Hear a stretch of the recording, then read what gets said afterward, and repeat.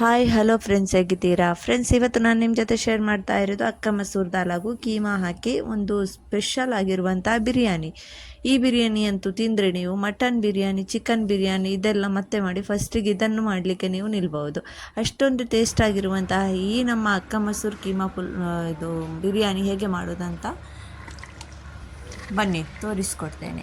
ಇಲ್ಲಿ ನೋಡಿ, ನಾನಿಲ್ಲಿ 5-6 ಆನಿಯನ್ ತಗೊಂಡಿದ್ದೇನೆ. ಆನಿಯನನ್ನು ಗೊತ್ತುಂಟಲ್ವ, ಬಿರಿಯಾನಿಗೆಲ್ಲ ಹೇಗೆ ಫ್ರೈ ಮಾಡ್ತೇವೆ ಅದೇ ಥರ ಫ್ರೈ ಮಾಡಬೇಕು. ಇದು ಅಂತೂ ತುಂಬ ಈಸಿ ಮಾಡಲಿಕ್ಕೆ, ಇದೇನು ಕಷ್ಟವೇ ಇಲ್ಲ, ಫಟಾಫಟ್ ಅಂತ ರೆಡಿ ಆಗ್ತದೆ. ಟೇಸ್ಟ್ ಕೂಡ ಹೇಳುವುದೇ ಬೇಡ, ಇದ್ರದ್ದು ಅಷ್ಟೊಂದು ಟೇಸ್ಟಾಗಿರ್ತದೆ. ಒಮ್ಮೆ ಟ್ರೈ ಮಾಡಿ ನೋಡಿ ನೀವು ಕೂಡ. ಅದು ಯಾವ ಅಕ್ಕ ಮಸೂರು ಅಂತ ಇದರಲ್ಲಿ ಈಗ ಸ್ವಲ್ಪ ಹೊತ್ತಲ್ಲಿ ಅದನ್ನು ಕೂಡ ನಾನು ನಿಮಗೆ ತೋರಿಸ್ಕೊಡ್ತೇನೆ. ಈಗ ಅಲ್ಲಿ ಆನಿಯನ್ ಫ್ರೈ ಮಾಡಲಿಕ್ಕೆ ಇಟ್ಟಿದ್ದೇನೆ.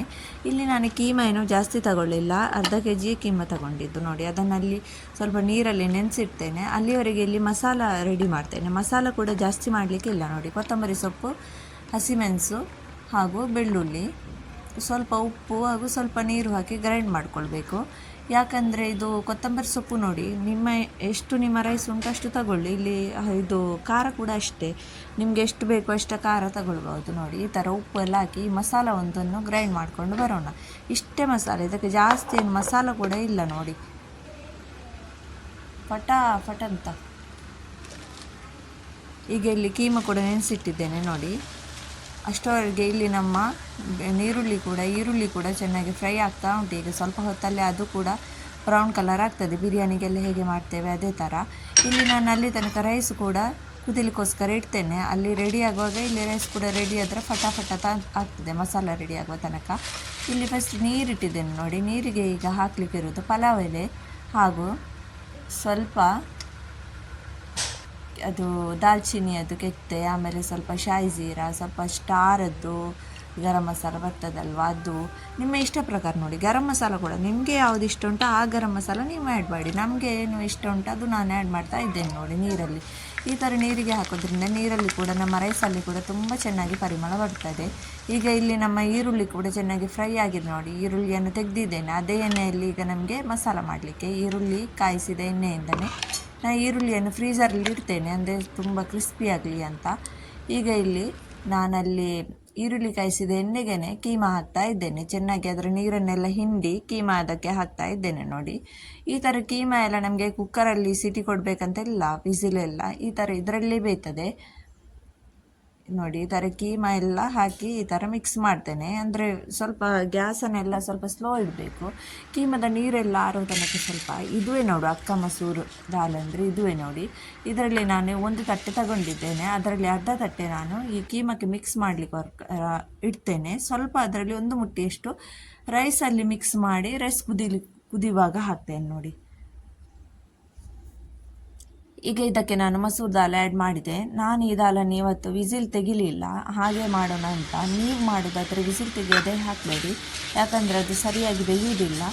ಈ ದಾಲ್ಗೆ ಕೂಡ ಈ ಥರ ರೈಸ್ಗೆ ಮಿಕ್ಸ್ ಮಾಡುವ ದಾಲಿಗೆ ವಿಸಿಲ್ ತೆಗಿಬೇಡಿ. ನಾವಲ್ಲಿ ಕೀಮಾಗೆ ಮಿಕ್ಸ್ ಮಾಡ್ತೇವಲ್ವ ಆ ದಾಲಿಗೆ ಒಂದು 2 ವಿಸಿಲ್ ತೆಗೆಯಿರಿ. ವಿಸಿಲ್ ತೆಗೆದ ಮೇಲೆ ಅದನ್ನು ಲಾಸ್ಟಿಗೆ ನೀವು ಕೀಮಾ ಎಲ್ಲ ಚೆನ್ನಾಗಿ ಮಸಾಲೆ ಎಲ್ಲ ಹಾಕಿದ ಮೇಲೆ ಹಾಕಬೇಕು. ವಿಸಿಲ್ ತೆಗಿಲಿಲ್ಲ ಅಂದರೆ ಕೀಮಾದಲ್ಲಿಯೇ ಫಸ್ಟ್ ಈ ಥರ ಬೇಯಿಸಬೇಕು. ಆದರೂ ನೀವು ವಿಸಿಲ್ ತೆಗೆದ್ರೇ ಒಳ್ಳೆಯದು ನೋಡಿ. ಈಗ ಅದಕ್ಕೆ ನಾನಿಲ್ಲಿ ಗ್ರೈಂಡ್ ಮಾಡಿದಂತಹ ನಮ್ಮ ಗ್ರೀನ್ ಮಸಾಲ ಆ್ಯಡ್ ಮಾಡ್ತೇನೆ. ಸ್ವಲ್ಪ ಗಾರ್ಲಿಕ್ ಜಿಂಜರ್ ಪೇಸ್ಟ್ ಆ್ಯಡ್ ಮಾಡ್ತೇನೆ ಹಾಗೂ ಅರಿಶಿನ ಪುಡಿ ಆ್ಯಡ್ ಮಾಡ್ತೇನೆ. ನಮ್ಮ ನೋಡಿ ಮಸಾಲ ಗ್ರೀನ್ ಆಗಿ ಎಷ್ಟು ಚೆನ್ನಾಗಿ ಕಾಣಿಸ್ತಾ ಉಂಟು. ಚೆನ್ನಾಗಿ ನೈಸಾಗಿ ಗ್ರೈಂಡ್ ಮಾಡ್ಕೊಂಡು ಬಂದಿದ್ದೇನೆ ನೋಡಿ. ಇದಕ್ಕೆ ನಾನೀಗ ನೋಡಿದ್ರಲ್ಲ ನೀವು, ಅರಿಶಿನ ಹುಡಿ, ನಾವು ಗ್ರೈಂಡ್ ಮಾಡಿದಂತಹ ಮಸಾಲ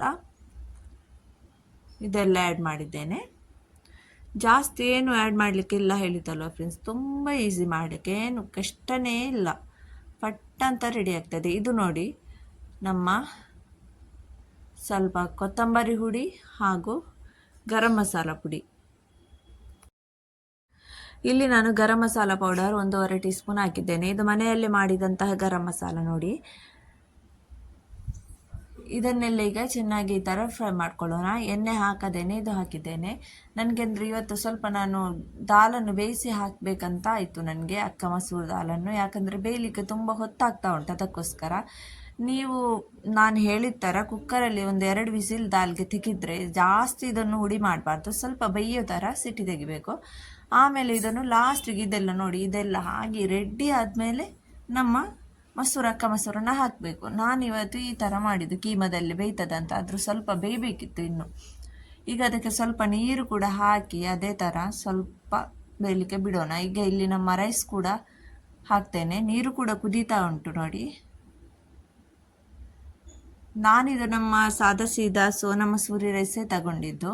ನೀವು ಈ ಥರ ರೈಸ್ ಒಟ್ಟಿಗೆ ಸ್ವಲ್ಪ ಅಕ್ಕ ಮಸೂರು ಹಾಕಿದರೆ ತುಂಬ ಚೆನ್ನಾಗಿ ಕಾಣಿಸ್ತದೆ ನಮ್ಮ ಬಿರಿಯಾನಿ ಕೂಡ. ಅದಕ್ಕೋಸ್ಕರ ಅದರಲ್ಲಿ ಮಿಕ್ಸ್ ಮಾಡಿದ್ದೇನೆ.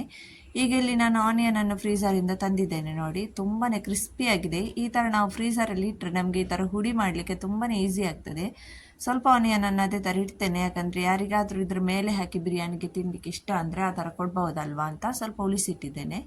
ಈಗ ಇದನ್ನೆಲ್ಲ ಈ ಥರ ಹುಡಿ ಮಾಡಿದೆ ನೋಡಿ.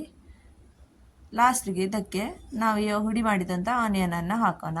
ಈಗ ಇದಕ್ಕೆ ಸ್ವಲ್ಪ ನೀರು ಕೂಡ ಹಾಕಿದ್ರಿಂದ ತುಂಬ ಚೆನ್ನಾಗಿ ಬೇಯ್ದು ಬಂತು ನೋಡಿ. ಇದಕ್ಕೆ ನೀವು ಸ್ವಲ್ಪ 1-2 ಸ್ಪೂನ್ ಮೊಸರು ಹಾಕೋದಾದರೆ ಹಾಕ್ಬೋದು. ಈಗ ಇದಕ್ಕೆ ನೋಡಿ ಈ ಥರ ಗ್ರೇವಿ ಥರ ಆಗಿದೆ. ನಾವು ಆನಿಯನ್ ಹಾಕಿದ ತಕ್ಷಣ ಚೆನ್ನಾಗಿ ಗ್ರೇವಿ ಥರ ಆಗ್ತದೆ. ಈಗ ಇದಕ್ಕೆ ನಿಂಬೆ ಹುಳಿ ಹಿಂಡಬೇಕು. ನಾನು 1 ನಿಂಬೆ ಹುಳಿಯನ್ನು ಹಿಂಡ್ತಾ ಇದ್ದೇನೆ ನೋಡಿ. ಈಗಂತೂ ಇದು ರೆಡಿಯಾಗಿದೆ. ಇದು ಫಟ್ ಅಂತ ರೆಡಿ. ನಿಮಗೆ ಬಿರಿಯಾನಿ ಎಲ್ಲ ಮಾಡೋದು ಕಷ್ಟ ಅನ್ನಿಸ್ಬೋದು, ಅದು ಇದು ಮಾಡಲಿಕ್ಕೆ ಅದು ಕಷ್ಟನೇ ಅಲ್ಲ. ನಮ್ಮ ಅಕ್ಕ ಮಸೂರದ್ದು ಕೀಮಾ ಬಿರಿಯಾನಿ.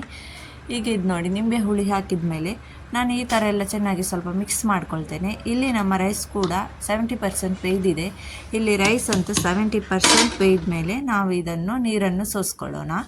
ಆಮೇಲೆ ಈ ಥರ ಸ್ವಲ್ಪ ರೈಸನ್ನು ಕೆಳಗಡೆ ಇಟ್ಟು ಅದರ ಮಿಡಲಲ್ಲಿ ಅಂದರೆ ಮಧ್ಯದಲ್ಲಿ ನಾವೀಗ ಈ ನಮ್ಮ ಮಸಾಲ ಆ್ಯಡ್ ಮಾಡೋಣ ನೋಡಿ. ಈ ಥರ ಮಸಾಲ ಆ್ಯಡ್ ಮಾಡ್ತೇನೆ ಎಲ್ಲ. ನನ್ನ ಮನೆಯಲ್ಲಂತೂ ನನ್ನ ಮಗನದ್ದು ಫೇವ್ರೇಟ್ ಈ ಬಿರಿಯಾನಿ ಅಂತೂ.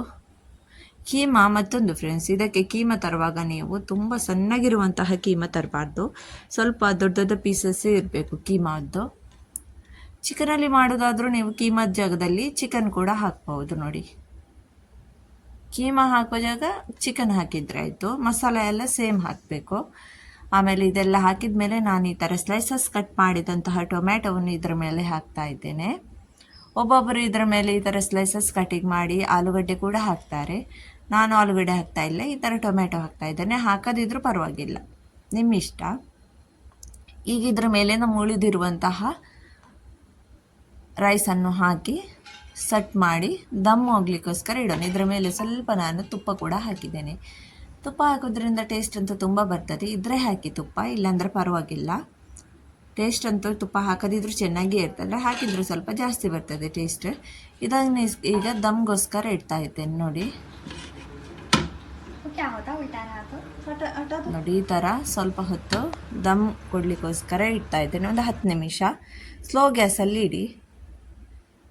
ಈಗ ನೋಡಿ ನಮ್ಮ ಅಕ್ಕ ಮಸೂರ್ ಕೀಮಾ ಬಿರಿಯಾನಿ ಅಂತೂ ರೆಡಿಯಾಗಿದೆ. ಇದು ವಿತೌಟ್ ಕಲರ್ ಮಾಡಿದ್ದು. ನಾನು ಯಾವುದಕ್ಕೂ ಜಾಸ್ತಿ ಕಲರ್ ಯೂಸ್ ಮಾಡೋದಿಲ್ಲ, ಬಿರಿಯಾನಿಗೂ ಕೂಡ ಕಲರ್ ಯೂಸ್ ಮಾಡೋದಿಲ್ಲ. ಯಾಕಂದರೆ ಕಲರಲ್ಲಿ ಏನು ಟೇಸ್ಟ್ ಇರುವುದಿಲ್ಲ, ಉಲ್ಟಾ ಅದು ನಮಗೆ ಹೊಟ್ಟೆಗೂ ಒಳ್ಳೆಯದಲ್ಲ ಮಕ್ಕಳೆಲ್ಲ ತಿನ್ನುವಾಗ. ಅದಕ್ಕೋಸ್ಕರ ವಿತೌಟ್ ಕಲರಲ್ಲೇ ನಾನು ಮಾಡೋದು. ತುಂಬ ಟೇಸ್ಟಾಗಿ ಬರ್ತದೆ ಈ ಬಿರಿಯಾನಿ. ಟ್ರೈ ಮಾಡಿ ಫ್ರೆಂಡ್ಸ್. ಫಸ್ಟ್ ಟೈಮ್ ನನ್ನ ಚಾನಲ್ಗೆ ವಿಸಿಟ್ ಮಾಡಿದಾದರೆ ಸಬ್ಸ್ಕ್ರೈಬ್ ಮಾಡಲಂತೂ ಮರೆಯಲೇಬೇಡಿ. ಸಬ್ಸ್ಕ್ರೈಬ್ ಅಂತೂ ಮಾಡಿಬಿಡಿ, ಲೈಕ್ ಕೂಡ ಮಾಡಿ, ಕಮೆಂಟ್ ಕೂಡ ಮಾಡಿ ನಿಮಗೆ ನನ್ನ ಈ ವಿಡಿಯೋ ಹೇಗನಿಸಿತು ಅಂತ. ಇದರ ಒಟ್ಟಿಗೆ ದಹಿಯದ್ದು ಚಟ್ನಿ ಅಂದರೆ ದಹಿ ಮೊಸರು ಇದ್ದರೆ ಮೊಸರಲ್ಲೇ ತುಂಬ ಚೆನ್ನಾಗಿರ್ತದೆ ಇದು. ಈ ಥರ ಈರುಳ್ಳಿ ಎಲ್ಲ ಹಾಕಿ ನಾವು ರಾಯ್ತ ಮಾಡ್ತೇವಲ್ವ, ಆ ಥರ. ಓಕೆ ಫ್ರೆಂಡ್ಸ್, ನೀವು ಕೂಡ ಇದನ್ನು ಟ್ರೈ ಮಾಡಿ. ಇಷ್ಟ ಆಯಿತು ಅಂದರೆ ಒಂದು ಕಮೆಂಟ್ ಕೂಡ ಮಾಡಿ, ಲೈಕ್ ಕೂಡ ಮಾಡಿ. ನಾನೇನು ಸಿಗ್ತೇನೆ ನೆಕ್ಸ್ಟ್ ಇನ್ನೊಂದು ವಿಡಿಯೋದಲ್ಲಿ ನಿಮ್ಮ ಜೊತೆ. ಅಲ್ಲಿ ತನಕ ಟಾಟಾ ಬಾಯ್, ಟೇಕ್ ಕೇರ್.